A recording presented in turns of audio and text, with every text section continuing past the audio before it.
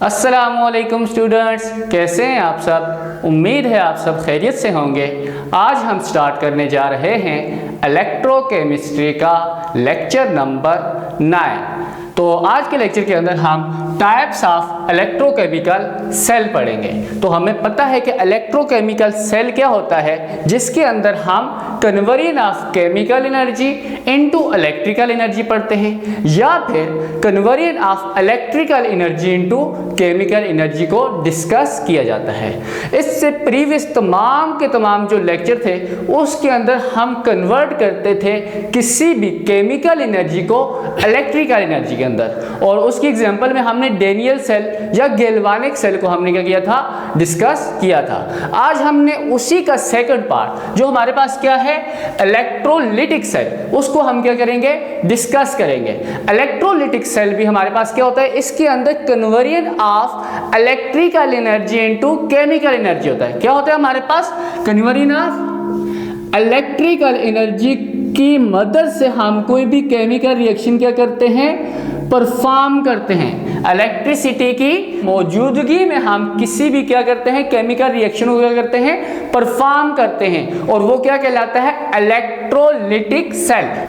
अब हमारे पास जो इलेक्ट्रोलिटिक सेल है ये कौन सा प्रोसेस करता है, इलेक्ट्रोलाइसिस का प्रोसेस करता है। कौन सा प्रोसेस करता है, इलेक्ट्रोलाइसिस के प्रोसेस के तहत क्या करता है, काम करता है। अब इलेक्ट्रोलाइसिस जो है ये कॉम्बिनेशन ऑफ टू वर्ड्स है।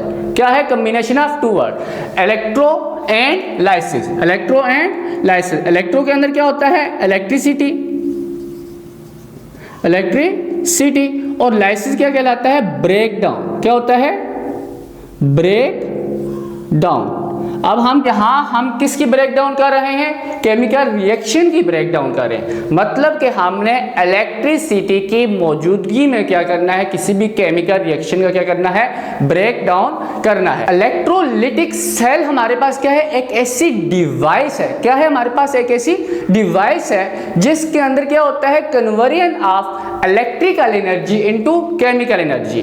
और इलेक्ट्रोलाइसिस क्या है हमारे पास, एक ऐसा प्रोसेस है। क्या है हमारे पास, एक ऐसा प्रोसेस है जो परफॉर्म किसके अंदर होता है, इलेक्ट्रोलिटिक सेल के अंदर परफॉर्म होता है, और जिसके नतीजे में हमारे पास क्या होती है, कन्वर्जन होती है इलेक्ट्रिकल एनर्जी का केमिकल एनर्जी के अंदर।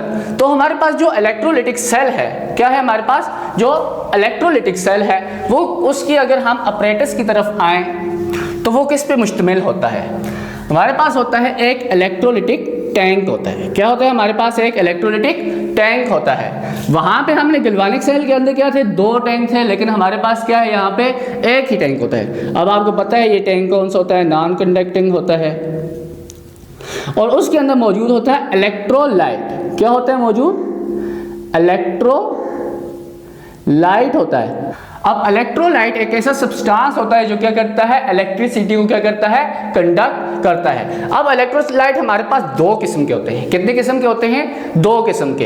एक होता है एक्वस फॉर्म के अंदर, और दूसरा होता है मोल्टन स्टेट के अंदर। किस स्टेट के अंदर होता है, मोल्टन स्टेट। अब मोल्टन स्टेट एक ऐसी स्टेट होती है जिसके अंदर जब उस चीज को हम या उस सब्सटेंस को हम हीट अप करें तो वो किसके अंदर कन्वर्ट हो जाए, आयन के अंदर कन्वर्ट हो जाए। किसके अंदर कन्वर्ट हो जाए, आयन के अंदर।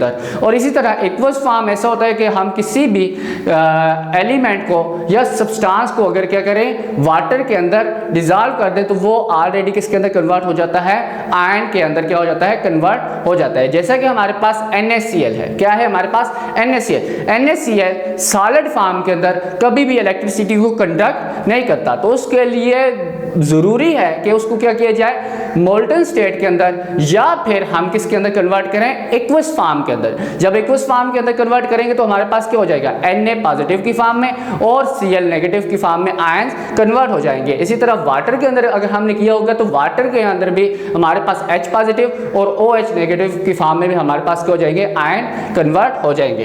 इसी तरह हमारे पास जो यहाँ पे क्या होते हैं, दो इलेक्ट्रोड भी मौजूद होते हैं। क्या होते हैं हमारे पास, दो इलेक्ट्रोड भी मौजूद होते हैं जो आपस में कनेक्ट होते हैं with the help of battery. Battery के साथ क्या होते हैं, कनेक्ट होते हैं। और लेफ्ट साइड पे हमारे पास पॉजिटिव टर्मिनल होता है और राइट साइड पे क्या होता है, नेगेटिव टर्मिनल। अब जो एनोड बैटरी के पॉजिटिव टर्मिनल के साथ कनेक्ट होगा वो कहलाता है एनोड कहलाता है। वो क्या कहलाता है, एनोड कहलाता है। और जो नेगेटिव टर्मिनल के साथ कनेक्ट होगा वो क्या कहलाता है, कैथोड। क्या कहलाता है, कैथोड। एनोड के ऊपर कौन सा चार्ज है, पॉजिटिव चार्ज है, और कैथोड के ऊपर कौन सा चार्ज है, नेगेटिव चार्ज। एनोड के ऊपर कौन सा प्रोसेस होता है, ऑक्सीडेशन का प्रोसेस होता है, और कैथोड के ऊपर कौन सा प्रोसेस होता है, रिडक्शन का प्रोसेस होता है। गैल्वानिक सेल के अंदर हमने पढ़ा था कि एनोड के ऊपर कौन सा चार्ज होता है, नेगेटिव चार्ज। गैल्वानिक सेल के अंदर एनोड के ऊपर नेगेटिव चार्ज होता है, लेकिन प्रोसेस उसके ऊपर कौन सा हो रहा था, ऑक्सीडेशन का प्रोसेस। यहां पे ऑक्सीडेशन का प्रोसेस एनोड के ही ऊपर होता है, लेकिन यहां पे सिर्फ चार्ज का क्या हो जाता है, उल्ट हो जाता है। हमारे पास वहां पे गैल्वानिक सेल या वोल्टिक सेल पे एनोड के ऊपर कौन सा चार्ज था, नेगेटिव चार्ज था, लेकिन यहां पे जब बैटरी के साथ कनेक्ट हो गया या फिर जहां पे हम इलेक्ट्रोलाइटिक सेल पढ़ रहे होंगे वहां पे एनोड के ऊपर कौन सा चार्ज होगा, पॉजिटिव चार्ज होगा, लेकिन प्रोसेस वही होगा कि एनोड के ऊपर कौन सा प्रोसेस होगा, ऑक्सीडेशन का प्रोसेस होगा। वहां भी एनोड के ऊपर कौन सा प्रोसेस हो रहा था, ऑक्सीडेशन का प्रोसेस हो रहा था। इसी तरह यहां पे कैथोड के ऊपर रिडक्शन का ही प्रोसेस हो रहा होता है। ठीक हो गया। तो इसके अलावा अगर हम प्रोसीजर की तरफ आए तो हमारे पास जो इलेक्ट्रोलाइट है, क्या है हमारे पास, इलेक्ट्रोलाइट, उसके अंदर कौन कौन से आयन मौजूद होंगे, पॉजिटिव आयन मौजूद होंगे, और इसी तरह कौन से आयन मौजूद होंगे, नेगेटिव आयन मौजूद होंगे। जब यहाँ पे बैटरी के अंदर करंट फ्लो करना स्टार्ट हो जाए तो क्या होगा, हमारे पास ये नेगेटिव चार्ज जो है वो किसकी तरफ आएंगे, एनोड की तरफ आएंगे। क्या आएंगे, यहाँ पे एनोड की तरफ आना स्टार्ट हो जाएंगे, और जो पॉजिटिव चार्ज है वो किस तरफ ट्रेवल करेंगे, नेगेटिव कैथोड की तरफ क्या करेंगे, ट्रेवल करेंगे। जब ये नेगेटिव चार्ज आयन क्या करेंगे, पॉजिटिव एनोड की तरफ आएंगे, तो नेगेटिव चार्ज का मतलब है उसके पास इलेक्ट्रॉन की ज्यादती है। क्या है, उसके पास इलेक्ट्रॉन की ज्यादती है। वो क्या करेगा, इलेक्ट्रॉन को लूज करेगा। लॉस ऑफ इलेक्ट्रॉन क्या कहलाता है, ऑक्सीडेशन कहलाता है। इट्स मीन के एनोड के ऊपर कौन सा प्रोसेस हो रहा है, ऑक्सीडेशन का प्रोसेस हो रहा है। इसी तरह पॉजिटिव चार्ज क्या करेगा, किसकी तरफ जाएगा, कैथोड की तरफ जाएगा। किसकी तरफ जाएगा, कैथोड की तरफ। और क्या करेगा, कैथोड से इलेक्ट्रॉन को गेन करेगा। जब इलेक्ट्रॉन को गेन करेगा तो गेन ऑफ इलेक्ट्रॉन क्या कहलाता है, रिडक्शन कहलाता है। तो इट्स मीन के यहां पे भी कैथोड पे कौन सा प्रोसेस हो रहा है, रिडक्शन का प्रोसेस हो रहा है। अब हम चलते हैं किसकी तरफ, factor influencing the product of electrolytes. लेकिन उससे पहले हम यूनिट्स को डिस्कस कर लेते हैं। तो हमारे पास यूनिट्स क्या है, क्या है, हम पहले क्या कर लेते हैं, यूनिट्स को डिस्कस कर लेते हैं। तो हमारे पास चार्ज की यूनिट क्या होती है, चार्ज की हमारे पास जो यूनिट होती है वो होती है कूलम। क्या होती है, हमारे पास कूलम होती है। और 1 कूलम किसके इक्वल होता है, 6.25 मल्टीप्लाई 10 की rays power 18 charge of electron. मतलब के 6.25 मल्टीप्लाई 10 की रेज़ पावर 18 इलेक्ट्रॉन के ऊपर जितना चार्ज होगा, जितना क्या होगा, चार्ज होगा, वो क्या कहलाएगा, 1 कूलम कहलाएगा। लेकिन हम केमिस्ट्री के अंदर जो यूज़ करते हैं टर्म, वो यूज़ करते हैं फैराडे। फैराडे का मतलब क्या है कि 1 मोल ऑफ इलेक्ट्रॉन्स के ऊपर कितना चार्ज मौजूद है। मतलब ये कि 1 फैराडे किसके इक्वल होता है, charge of 1 mole of electron. Charge of 1 mole of electron मतलब कि हमारे पास 1 मोल कितना होता है, 6.022 मल्टीप्लाई 10 की रेज़ पावर 23 को अगर हम एक इलेक्ट्रॉन के ऊपर जो चार्ज होता है उससे क्या करें, मल्टीप्लाई करें। एक इलेक्ट्रॉन के ऊपर जो चार्ज होता है उससे अगर हम मल्टीप्लाई करें, जो क्या होता है 1.602 602 मल्टीप्लाई 10 की रेज़ पावर -19 कूलम जो होता है एक इलेक्ट्रॉन के ऊपर क्या होता है, चार्ज होता है। अगर हम इससे मल्टीप्लाई करें तो हमारे पास क्या आ जाएगा, 1 फेराडे आ जाएगा, जो हमारे पास अप्रॉक्सीमेटली 96500 होता है। क्या होता है हमारे पास 96500 कूलम होता है। वैसे यहाँ पे 96487 होता है असल जो हमारे पास वैल्यू होती है, लेकिन ज़्यादातर क्या यूज़ किया जाता है, अप्रॉक्सीमेट वैल्यू को ही हम क्या करते हैं, यूज़ करते हैं। इसी तरह जब हमारे पास यहाँ से इलेक्ट्रॉन्स का फ्लो होगा, जब इलेक्ट्रॉन्स का फ्लो होता है तो हमारे पास क्या प्रोड्यूस होता है, करंट प्रोड्यूस होता है। तो करंट की हमारे पास यूनिट क्या होती है, करंट को किसे डिनोट किया जाता है, आई से डिनोट किया जाता है। और हमारे पास करंट की जो यूनिट होती है वो क्या होती है, एम्पेयर होती है। क्या होती है हमारे पास करंट की यूनिट, एम्पेयर। और 1 एम्पेयर कितना होता है, अगर हमारे पास कोई स्पेसिफिक एरिया हो, क्या हो, स्पेसिफिक एरिया, जैसे कि हमारे पास यहाँ से यहाँ क्या है, एक एरिया है। इस एरिया के अंदर से 1 सेकंड के अंदर कितना अमाउंट ऑफ करंट पास किया है या कितने अमाउंट ऑफ चार्ज क्या हुआ है, पास हुआ है, उसको क्या कहते हैं, हम 1 एम्पेयर कहते हैं। तो इसको डिनोट किया जाता है कूलम पर सेकंड से, क्या किया जाता है, डिनोट, कि कितना अमाउंट ऑफ चार्ज ट्रेवल किया है from one point two another point in 1 second. तो वो क्या कहलाता है, एम्पेयर कहलाता है। तो चलिए अब हम स्टार्ट करते हैं नेक्स्ट टॉपिक को। तो अब हम चलते हैं factor influencing the product of electrolyte, कि हमारे पास इलेक्ट्रोलाइसिस के नतीजे में जो प्रोडक्ट हमें मिलेगा उस पे कौन कौन से फैक्टर इन्वॉल्व होते हैं। तो आपकी बुक के अंदर 3 फैक्टर लिखे हुए हैं, हम उन्हीं 3 फैक्टर्स को क्या करते हैं, डिस्कस करते हैं। तो उसमें सबसे पहला हमारे पास जो फैक्टर है वो है स्टेट ऑफ इलेक्ट्रोलाइट, कि हमारे पास जो इलेक्ट्रोलाइट है वो किस किस्म का है। हमारे पास जो इलेक्ट्रोलाइट होता है वो 2 किस्म का होता है। कौन कौन सी किस्म का, एक या तो मोल्टन स्टेट के अंदर होता है या फिर किस फॉर्म में होता है, एक्वस फॉर्म के अंदर।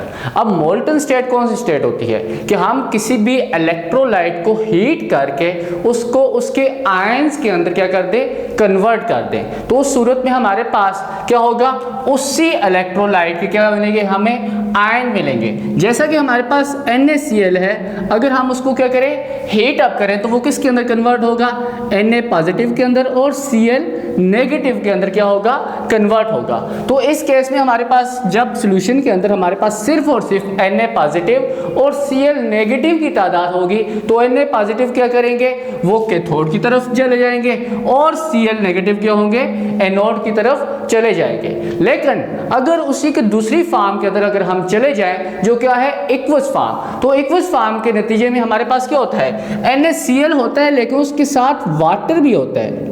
एक्वस नेचर का मतलब क्या होता है कि उसके अंदर क्या मौजूद है, वाटर है। वो क्या है, NaCl सॉल्यूशन है किसका, वाटर का। तो उस केस में हमारे पास ना सिर्फ Na पॉजिटिव और Cl नेगेटिव होते हैं, बल्कि क्या होता है, हमारे पास में OH नेगेटिव भी होता है और H पॉजिटिव भी क्या होता है, मौजूद होता है। तो इस केस में हमारे पास सिर्फ Na पॉजिटिव कैथोड की तरफ नहीं जाएगा, बल्कि साथ ही क्या होगा, हाइड्रोजन भी कैथोड की तरफ ट्रेवल करेगा जब हम क्या करेंगे, इलेक्ट्रिक करंट इस सर्किट को प्रोवाइड करेंगे। इसी तरह Cl नेगेटिव और OH नेगेटिव किसकी तरफ ट्रेवल करेंगे, एनोड की तरफ ट्रेवल करेंगे। तो हमारे पास जो सेकंड फैक्टर है वो है पोजीशन इन इलेक्ट्रोकेमिकल सीरीज। तो इसके अंदर यह होता है कि जब हमने NaCl का एक्वस सॉल्यूशन दिया तो उसके अंदर हमारे पास 4 अलग किस्म के क्या हुए, आयन हमें मिले हैं। कौन कौन से ion, Na positive, Cl negative, OH negative और H पॉजिटिव। जब इलेक्ट्रोलिटिक सेल के अंदर जब इलेक्ट्रिसिटी क्या की गई, प्रोवाइड की गई, तो हमारे पास क्या होता है, Na पॉजिटिव और H पॉजिटिव किसकी तरफ मूव करते हैं, कैथोड की तरफ मूव करते हैं। किसकी तरफ मूव करते हैं, कैथोड की तरफ। इसी तरह Cl नेगेटिव और OH नेगेटिव किसकी तरफ मूव करते हैं, एनोड के ऊपर मूव करते हैं। लेकिन अब आया यहाँ पे Na पॉजिटिव और H पॉजिटिव में से कौन सा आयन क्या करेगा, पहले इलेक्ट्रॉन को गेन करेगा, वो किसके ऊपर डिपेंड करेगा, पोजीशन इन इलेक्ट्रोकेमिकल सीरीज के आया इस एलिमेंट के इलेक्ट्रोकेमिकल सीरीज के अंदर कौन सी पोजीशन है। अब हमने पिछले लेक्चर के अंदर इलेक्ट्रोकेमिकल सीरीज को बड़ा डिटेल में पढ़ा था। उसके अंदर हमने क्या कहा था, जितना मेटल की रैंकिंग क्या होती जाएगी, ऊपर की तरफ जाती जाएगी, वो उतना ही क्या होता जाएगा, एक्टिव होता जाएगा। एक्टिव होने का मतलब यह है कि जितना मेटल ऊपर की तरफ जाएगा उतना ही उसका ऑक्सीडेटिव पोटेंशियल क्या हो जाएगा, इंक्रीज कर जाएगा। ऑक्सीडेटिव पोटेंशियल इंक्रीज करने का मतलब यह है कि वो क्या होगा, ज्यादा से ज्यादा कैपेबल होगा कि वो क्या कर सके, इलेक्ट्रॉन को लूज कर सके।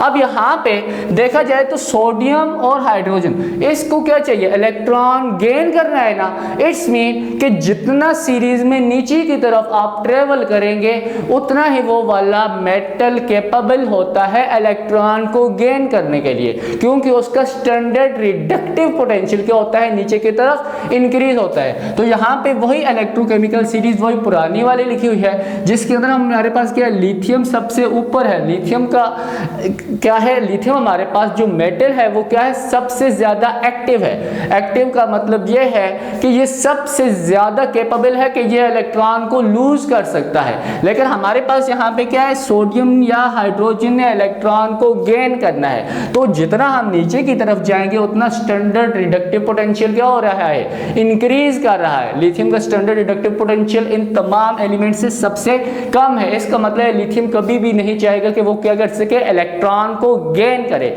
तो यहाँ पे क्या होगा, हमारे पास हमने देखना है सोडियम या हाइड्रोजन में कौन सा इस एक्टिविटी सीरीज या इलेक्ट्रोकेमिकल सीरीज में नीचे की तरफ मौजूद है। तो यहाँ पे अगर हम देखें तो हाइड्रोजन कहाँ पे है, यहाँ पे है, और सोडियम यहाँ पे। इट्स मीन कि हाइड्रोजन मोर कैपेबल है कि वो इलेक्ट्रॉन को गेन कर सके।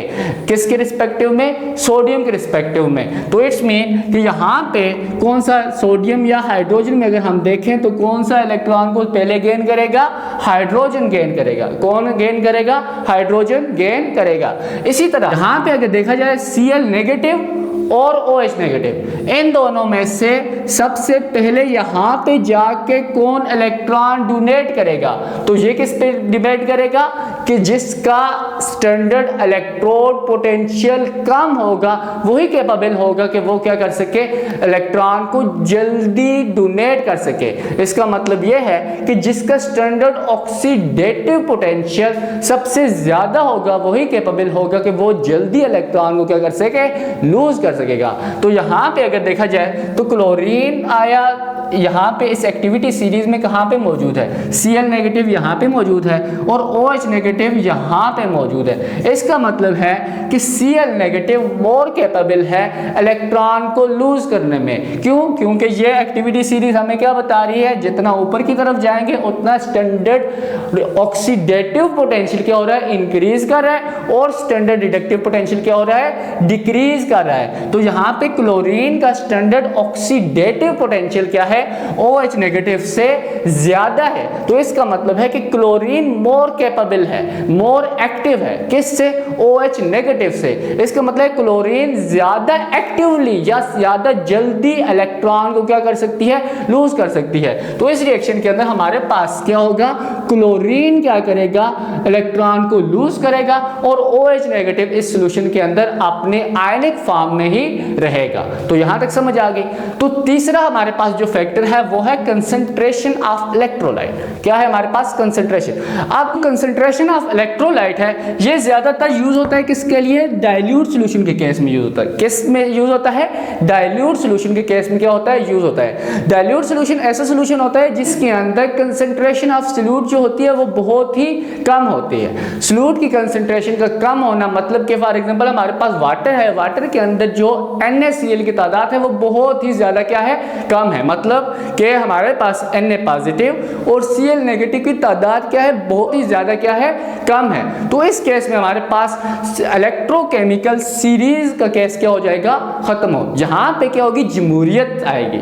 मतलब कि जिस आयन की तादाद ज़्यादा है, जो आयन इस इलेक्ट्रोलाइट के अंदर ज़्यादा अमाउंट में मौजूद है वही क्या करेगा, रिएक्ट करेगा। तो इस केस में अगर देखा जाए फॉर एग्जांपल कि हमारे पास NaCl की कंसंट्रेशन क्या है, बहुत ही ज़्यादा कम है, तो यहाँ पे सिर्फ और सिर्फ क्या करेगा, OH नेगेटिव जाके क्या करेगा, यहाँ पे रिएक्ट करेगा। क्या करेगा, OH नेगेटिव ही जाके क्या करेगा, रिएक्ट करेगा। और दूसरी तरफ तो ऑलरेडी हाइड्रोजन ने ही क्या करना था, रिएक्ट करना था। तो यहाँ पे ऐसा नहीं होगा कि क्लोरीन जाके इधर एनोड के ऊपर रिएक्ट करे और Cl2 की फॉर्म में क्या हो जाए, निकल जाए। तो जब हमारे पास डाइल्यूट सॉल्यूशन होता है तो उसके अंदर हमने इलेक्ट्रोकेमिकल सीरीज को भूल जाना होता है। क्या होना है, भूल जाना होता है। उस टाइम हमने क्या करना होता है, कंसंट्रेशन को देखना होता है। जिसकी कंसंट्रेशन ज्यादा है वही जाके रिएक्ट करेगा, दूसरा आयन कभी भी रिएक्ट नहीं करेगा।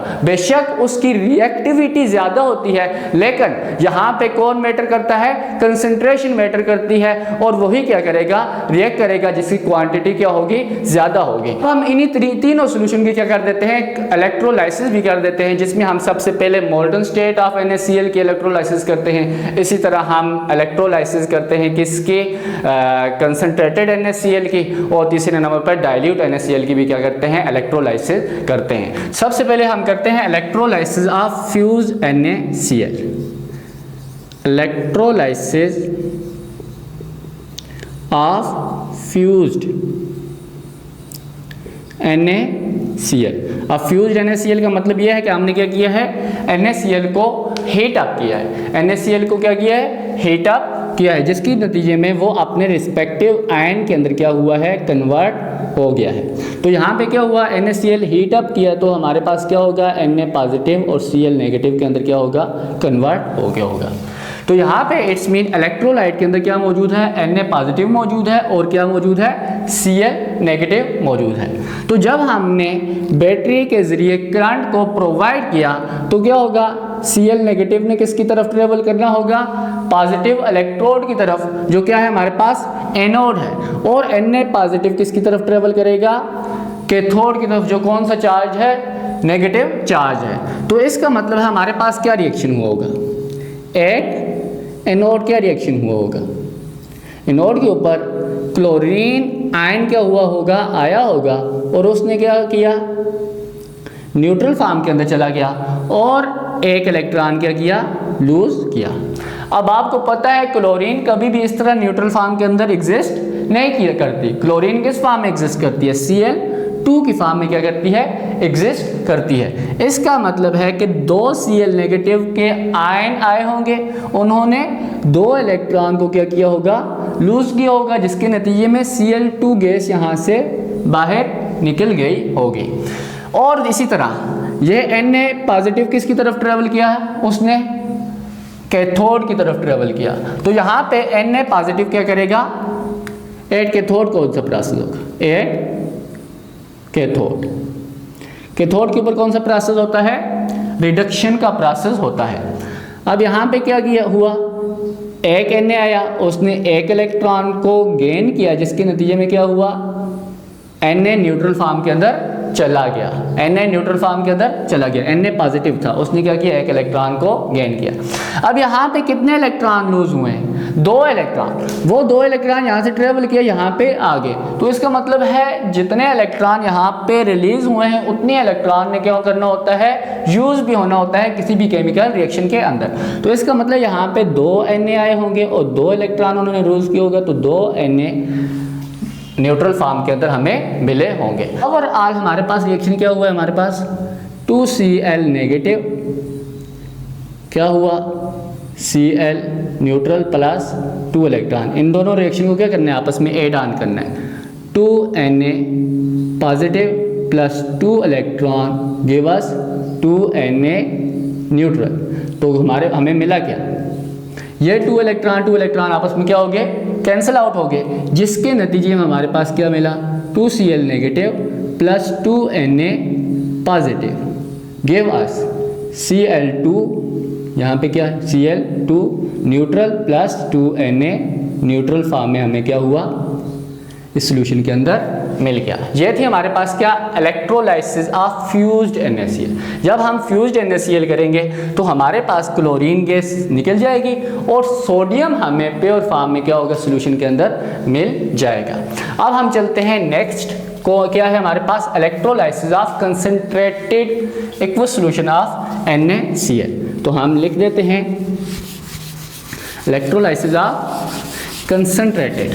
जब आपके पास कोई भी ना लिखा हो, यहाँ पे फॉर एग्जांपल लिखा हो electrolysis of NaCl, aqueous form of NaCl, तब आपके पास वो कंसंट्रेटेड ही होगी। जब आप डाइल्यूट जब तक लिखा ना हो तो आपने समझना है कि वो क्या होगा, कंसंट्रेटेड ही होगा। तो इलेक्ट्रोलाइसिस ऑफ, यहाँ पे तो लिखा भी हुआ है concentrated aqueous solution of NaCl। तो इसमें हमारे पास क्या है, NaCl के अंदर हमने क्या किया हुआ है, ऐड किया हुआ है वाटर को, ऐड किया हुआ है। क्या किया हुआ है हमने, ऐड वाटर को ऐड किया हुआ है।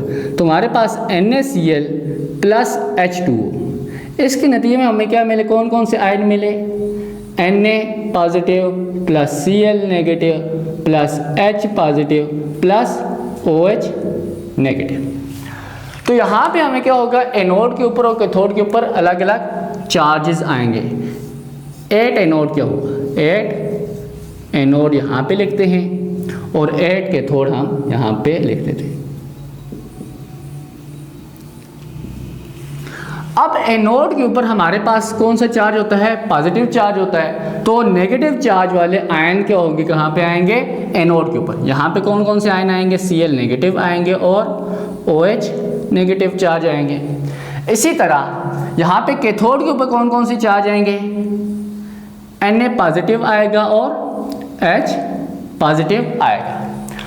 तो अब यहाँ पे हमने क्या करना है, देखना है कि जो यहाँ इस एक्टिविटी सीरीज़ के अंदर या इलेक्ट्रोकेमिकल सीरीज़ के अंदर जो ज़्यादा कैपेबल है वही क्या करेगा, रिएक्ट करेगा। ठीक हो गया। तो यहाँ पे आपको मालूम है कि Cl नेगेटिव क्या करता है, मोर कैपेबल है कि वो जल्दी ऑक्सीडाइज, क्या हो, जल्दी ऑक्सीडाइज हो, क्योंकि वो क्या है, ऊपर मौजूद है, एक्टिविटी सीरीज में ऊपर हाई रैंक पे मौजूद है। इसकी ऑक्सीडाइज होने की पावर OH नेगेटिव से क्या है, ज़्यादा है। तो क्या होगा, यहाँ पे OH नेगेटिव ऑक्सीडाइज नहीं होगा, वो उसी आयन की फॉर्म में उसी सॉल्यूशन के अंदर रहेगा। लेकिन Cl नेगेटिव क्या होगा, यहाँ पे ऑक्सीडाइज हो जाएगा। तो यहाँ पे आपको मालूम है क्या होगा हमारे पास, यहाँ पे कौन कौन से, Na पॉजिटिव, Cl नेगेटिव, इसी तरह क्या है, H पॉजिटिव मौजूद है और OH नेगेटिव मौजूद है। और ये दोनों आयन यहाँ पे जाएंगे और ये दोनों आयन क्या होंगे, यहाँ पे जाएंगे। तो यहाँ पे जाएंगे तो ये दोनों आयन, लेकिन रिएक्ट कौन सा करेगा, Cl नेगेटिव करेगा। किस केस में, कंसंट्रेटेड NaCl की केस में। तो Cl नेगेटिव क्या करेगा, अपना न्यूट्रल फॉर्म के अंदर चला जाएगा, प्लस एक इलेक्ट्रॉन क्या करेगा, लूज करेगा। अब आपको पता है Cl नेगेटिव के, Cl न्यूट्रल फॉर्म में कभी भी एग्जिस्ट नहीं करता, तो क्लोरीन गैस की फॉर्म में एग्जिस्ट करता है। तो यहाँ पे 2, यहाँ पे 2 और यहाँ पे क्या आ गया, 2 आ गया। अब इस केस में हमने देखना है कि जिसके रिड्यूस होने की पावर सबसे ज़्यादा होगी वही क्या होगा, सबसे पहले रिड्यूस होगा।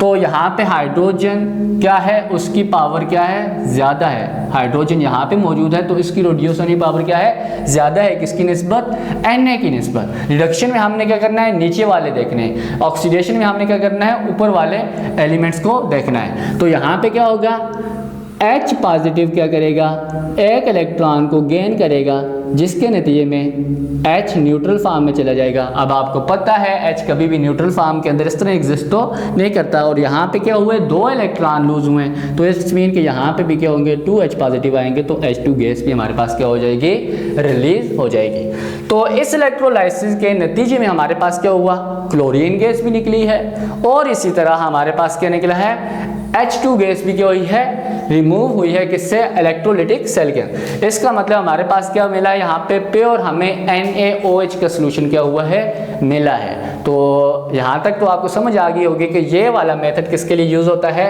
NaOH की फॉर्मेशन के लिए भी क्या होता है, यूज हो सकता है। ठीक हो गया। Cl2 अगर हमें चाहिए हो तो हम पिछले वाला मेथड यूज़ कर सकते हैं, जिसके अंदर हम क्या कर सकते हैं, फ्यूज्ड फॉर्म में NaCl के सोल्यूशन को हम क्या कर सकते हैं, मोल्टन फॉर्म के अंदर यूज़ कर सकते हैं। अगर हमें NaOH चाहिए हो तो हम कौन सा यूज़ कर सकते हैं, कंसनट्रेटेड NaCl को हम क्या कर सकते हैं, यूज़ कर सकते हैं। अब हम चलते हैं डाइल्यूट NaCl की तरफ। Dilute equal solution of NaCl। तो यहाँ पे अगर देखा जाए तो हम ओवरऑल रिएक्शन इसका भी अगर हम करें तो हमारे पास क्या होगा, ये 2 इलेक्ट्रॉन और 2 इलेक्ट्रॉन आपस में क्या हो जाते हैं, कैंसिल आउट हो जाते हैं। तो हमारे पास ओवरऑल सेल जो होता है वो यहाँ पे लेफ्ट साइड पे क्या है, 2Cl नेगेटिव और यहाँ पे क्या है, 2H पॉजिटिव। ये 2 इलेक्ट्रॉन और ये 2 इलेक्ट्रॉन क्या हो गए, यहाँ इस रिएक्शन के अंदर यूज़ हो गए। तो हमारे पास क्या बचा, Cl2 हमें मिला, Cl2 हमें मिला प्लस H2 गैस हमें क्या हुई है, मिली है। तो यहाँ तक समझ आया कि ये क्या है, ओवरऑल सेल रिप्रेजेंटेशन है। ये क्या है, हाफ सेल। ये क्या है, हमारे पास हाफ सेल है। ये इससे पहले हमने बहुत टाइम हमने किया भी हुआ है। तो अब हम चलते हैं किसकी तरफ, electrolysis of dilute aqueous solution. Dilute equals solution.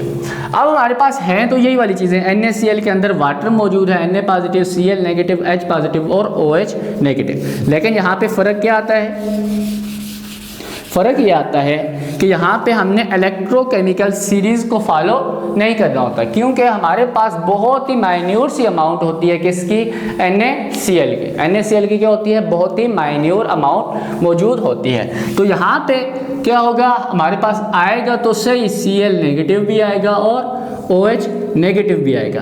लेकिन रिएक्ट किसने करना है, आपको मालूम है कि जब Na की तादाद क्या है, यहाँ पे Cl की तादाद क्या है, बहुत ही कम है। तो यहाँ पे ऑलरेडी किसने रिएक्ट करना है, OH नेगेटिव ने। तो हमारे पास क्या होगा, OH नेगेटिव क्या करेगा, OH नेगेटिव यहाँ पे रिएक्ट करेगा, Cl नेगेटिव रिएक्ट नहीं करेगा। तो OH नेगेटिव अगर रिएक्ट करे तो हमारे पास किस फॉर्म में चला जाएगा, OH की फॉर्म में +1 इलेक्ट्रॉन। अब आपको पता है OH इस तरीके से तो कभी स्टेबल होता ही नहीं। OH कभी न्यूट्रल फॉर्म के अंदर देखा है, नहीं देखा, कभी भी प्रेजेंट नहीं होता। तो OH प्लस OH, 2 OH आपस में रिएक्ट करें तो ये वैसे रटी रटाई जो है एग्जाम्पल इसकी आपकी बुक के अंदर लिखा भी हुआ है, तो वैसे मैं आपको वैसे करके भी बता देता हूँ कि हमारे पास असल में क्या बनता है। यहाँ पे H2O निकल जाता है, H2O निकल जाता है और साथ में एक ऑक्सीजन हमें मिलता है। अब आपको पता है एक ऑक्सीजन भी कभी स्टेबल नहीं होता, तो यहाँ पे कितने ऑक्सीजन यूज़ होंगे, 2 ऑक्सीजन यूज़ होंगे, जिसके नतीजे में O2 की क्या होती है, फॉर्मेशन होती है। क्या होता है, O2 की फॉर्मेशन होती है। अब यहाँ पे देखा जाए तो 2 ऑक्सीजन यूज़ हो रहे हैं और यहाँ पे क्या है, एक ही ऑक्सीजन है। इसका मतलब हम इसको क्या करें, बैलेंस करें। यहाँ पे भी क्या कर दें, 2 को डाल दें। तो इसको और इसको अगर बैलेंस करने के करें हम, तो यहाँ में 2 डालें तो हमारे पास क्या होगा, 2 ऑक्सीजन, 2 और 2 4 ऑक्सीजन और हमारे पास 4 हाइड्रोजन। तो उसके लिए हमें क्या करना पड़ेगा, यहाँ भी 2 डालना पड़ेगा। तो 2 और 2 4 ऑक्सीजन और 2 4 हाइड्रोजन, 4 नहीं होगा यहाँ पे, हमारे पास 2 2 4 और यहाँ पे हमारे पास क्या है, 2 2 4, 4 हाइड्रोजन क्या हो गए, बराबर हो गए। तो यहाँ पे अगर देखा जाए तो यहाँ पे 4 ऑक्सीजन और 4 क्या है, हाइड्रोजन है। लेकिन यहाँ पे क्या है, एक ही OH है। तो यहाँ पे भी हम क्या कर देते हैं, 4 डाल देते हैं और यहाँ पे भी क्या कर देते हैं, 4 OH हमारे पास अगर हो जाए तो क्या होगा, यहाँ पे 4 इलेक्ट्रॉन क्या होंगे, रिमूव हो जाएंगे। ठीक हो गया, यहाँ तक समझ आ गई। तो ओवरऑल हम अगर इसको हम हल करें तो हमारे पास क्या होगा, ये 4 इलेक्ट्रॉन क्या होंगे, यहाँ पे यूज़ हो जाएंगे। तो ये 4 OH और ये 2 और 2 OH आपस में कैंसिल हो जाएंगे। इसी तरह यहाँ पे देखा है 2 ऑक्सीजन और ये ऑक्सीजन क्या हो जाएंगे, बल्कि काले मार्कर से हम कर भी देते हैं। ये 4 OH ये और ये आपस में क्या हो गए, कैंसिल आउट हो गए। इसी तरह ये 2O और ये आपस में क्या हो गए, कैंसिल आउट हो गए। तो ओवरऑल हमारे पास जो रिएक्शन मिला वो क्या है, 4 OH नेगेटिव आपस में मिले, उसके नतीजे में हमें क्या हुआ, क्या मिला है, 2 H2O के मालिक्यूल प्लस O2 मिला है प्लस 4 इलेक्ट्रॉन्स भी क्या हुए हैं, रिमूव हुए हैं। तो यहाँ तक समझ आ गई। तो नेक्स्ट हमारे पास क्या है, कैथोड के ऊपर कौन सा, कैथोड के ऊपर तो ऑलरेडी वही प्रोसेस हो गया जिसमें हमारे पास क्या है, हाइड्रोजन के ऑलरेडी यहाँ पे भी हमारे पास क्या है, कंसंट्रेशन ज़्यादा है। तो 4 H पॉजिटिव आएंगे, जितने इलेक्ट्रॉन यहाँ से रिमूव होंगे उतने ही क्या होंगे, H पॉजिटिव आएंगे। वो इन 4 इलेक्ट्रॉन को यूज़ करेंगे, जिसके नतीजे में हमें क्या मिलेगा, 2H2 क्या होगा, हमें मिल जाएगा। ओवरऑल इन दोनों इक्वेशन को अगर हम ऐड ऑन करें तो हमें क्या मिलेगा, ये क्या है, ओवरऑल सेल रिप्रेजेंटेशन है, 4OH नेगेटिव प्लस 4H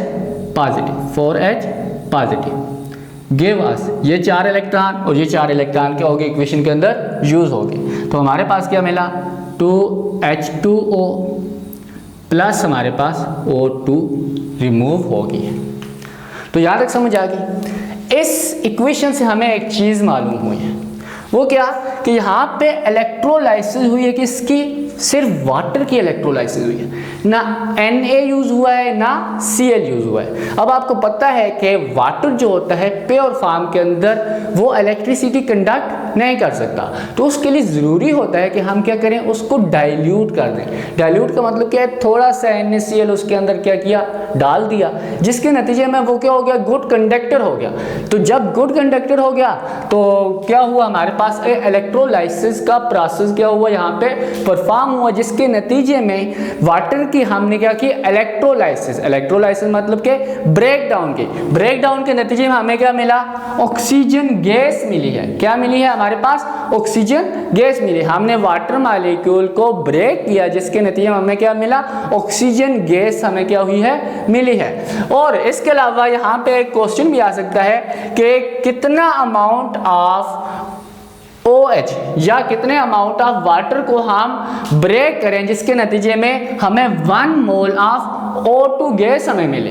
क्या मिले, 1 मोल ऑफ O2 गैस। तो कितना अमाउंट ऑफ वाटर हम ब्रेक करेंगे, 4 मोल अगर हम वाटर मॉलिक्यूल को क्या करें, ब्रेक करें, जिसके नतीजे में हमें क्या होगा, 1 मोल किसका मिलेगा, ऑक्सीजन का मिलेगा। तो ये तमाम चीज़ें हम नेक्स्ट टॉपिक जो फैराडे लॉ है उसके अंदर हम देखेंगे कि हम कितने अमाउंट ऑफ रिएक्टेंट को हम ब्रेक करेंगे, जिसके नतीजे में हमें इतने अमाउंट ऑफ प्रोडक्ट मिलेगा। या फिर आपको ये भी पूछ सकता है कि कितनी इलेक्ट्रिसिटी हमने प्रोवाइड की वाटर को, जिसके नतीजे में हमारे पास क्या हुआ है, 1 मोल ऑफ ऑक्सीजन गैस हमारे पास क्या हुई है, रिमूव हुई है। तो यहाँ पे अगर देखा जाए तो 4H क्या हुआ हमारे पास, 4 इलेक्ट्रॉन का क्या हुआ, 4 mole of electron. 4 mole of electron का मतलब क्या है, 4 फैराडे चार्ज या फैराडे कांस्टेंट हमने प्रोवाइड किया, जिसके नतीजे में हमारे पास क्या हुआ है, 1 मोल ऑफ ऑक्सीजन क्या हुआ है, रिमूव हुआ है। तो यही था आज का लेक्चर, जिसके अंदर हमने क्या किया है,